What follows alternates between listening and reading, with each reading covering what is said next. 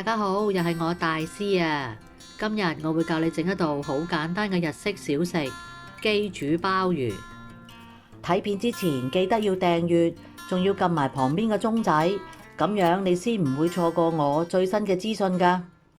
而家就嚟睇下整機煮鮑魚嘅材料啦：1斤新鮮嘅大連鮑魚，3湯匙嘅生抽，2湯匙嘅黃糖，60毫升嘅軍布汁，即係用嚟配蕎麥麵食嗰一種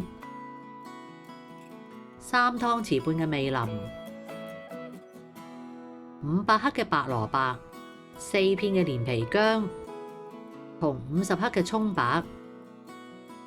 材料就係咁多，而家可以開始整啦。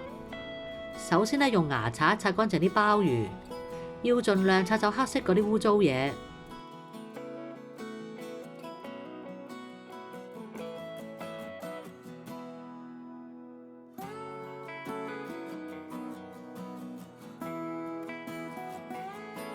跟住連殼一齊蒸10分鐘。蒸熟之後搣走啲內臟，洗乾淨，鮑魚就處理好啦。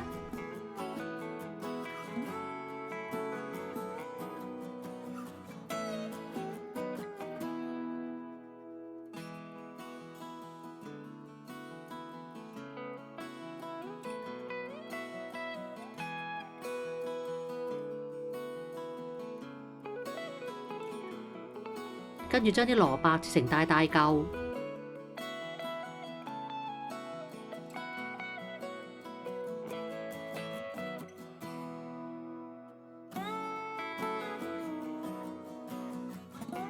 最後準備一張圓形嘅烘焙紙，將佢摺成三角形。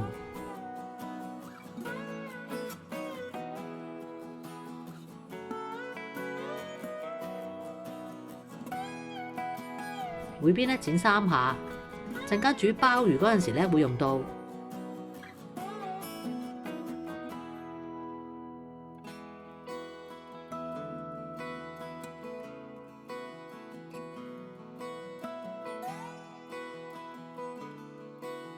所有準備工作都做好晒，而家就開始煮鮑魚啦。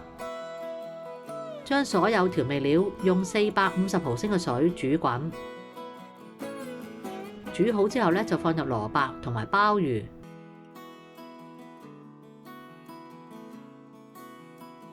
擺埋張烘焙紙喺面，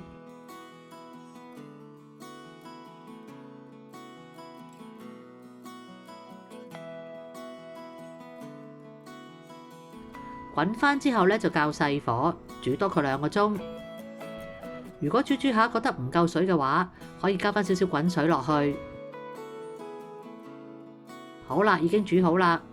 將鮑魚同蘿蔔分開，啲蘿蔔而家已經食得，而鮑魚就要連埋啲汁一齊放雪櫃浸多佢1晚，等佢入味先至好食㗎。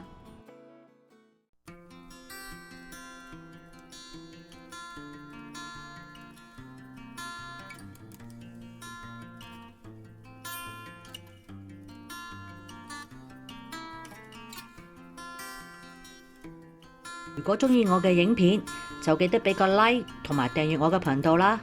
你亦都可以撳埋旁邊嘅鐘仔，就會收到我嘅最新影片通知。如果有問題想問嘅話，歡迎喺下面留個 comment，我會盡快覆你哋㗎啦。下次再見啦，拜拜。